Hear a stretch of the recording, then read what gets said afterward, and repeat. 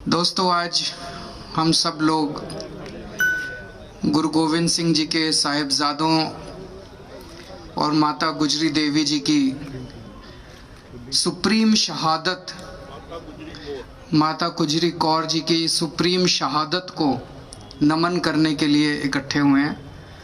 हम पूरे दिल से उनकी शहादत को नमन करते हैं और मैं समझता हूं कि शायद मानव जाति के पूरे इतिहास में, केवल भारत नहीं पूरी दुनिया के इतिहास में इस किस्म की शहादत की दूसरी मिसाल देखने को नहीं मिलती है।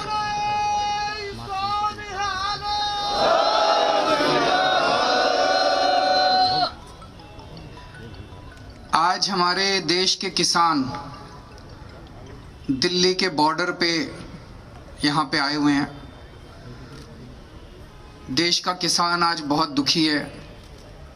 देश के किसान पे मुसीबत आई हुई है। इस टाइम हम लोगों को भी कितनी सर्दी लग रही है। एक जैकेट पहन रखी है, एक स्वेटर पहन रखा है, अंदर इनर पहन रखा है, मफलर पहन रखा है। आप सोचो, रात को जब इतनी ठंड हो जाती है, खुले आसमान के नीचे सड़क के ऊपर हमारे किसान भाई, माताएं, बच्चे पिछले 32 दिनों से सोने को मजबूर हैं। आखिर क्यों? सोच सोच के भी दिल कांप उठता है। 40 से ज्यादा लोगों की शहादत हो चुकी है यहां पे।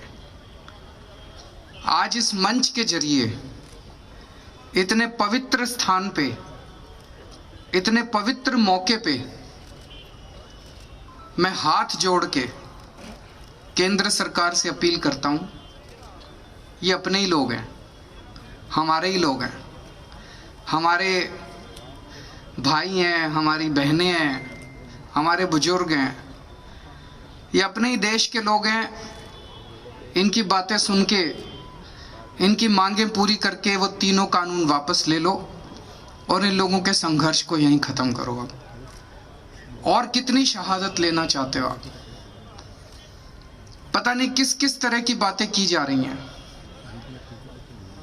तरह तरह से ये सभी सरकारों का एक तरह से हथियार होता है। मेरे को याद है जब अन्ना आंदोलन में हम लोग बैठा करते थे, हमें भी बदनाम किया जाता था।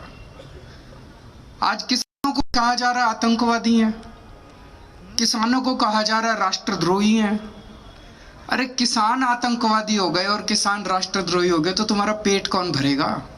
तुमको रोटी कौन देगा उसके बाद? 70 साल से किसानों को, अपने देश के किसानों को सबने धोखा दिया। सारे नेताओं ने धोखा दिया, सारी पार्टियों ने धोखा दिया। किसानों ने केवल और केवल धोखा देखा है अभी तक। सारी पार्टियां कहती थी तुम्हारे लोन माफ करेंगे, किसी ने लोन माफ नहीं करे। सारी पार्टियां चुनाव के पहले कहती थी तुम्हारे बच्चों को नौकरी देंगे, किसी ने नौकरी नहीं दी। अब ये तीनों कानून लेके आए हैं। इन तीनों कानूनों के जरिए अभी इनकी खेती भी छीनना चाहते हैं। किसान के पास खेती के अलावा तो कुछ होता नहीं है, उनकी खेती भी छीनना चाहते हैं। उनकी खेती भी उठा के बड़े बड़े 2-4 इनके पूंजीपति दोस्त हैं उनको देना चाहते हैं। अगर खेती भी चली गई किसान की तो फिर वो कहां जाएगा? और तो तुमने इनके लिए कुछ करा नहीं। खेती करता है बेचारा किसान। खेती भी चली गई तो किसान कहां जाएगा फिर?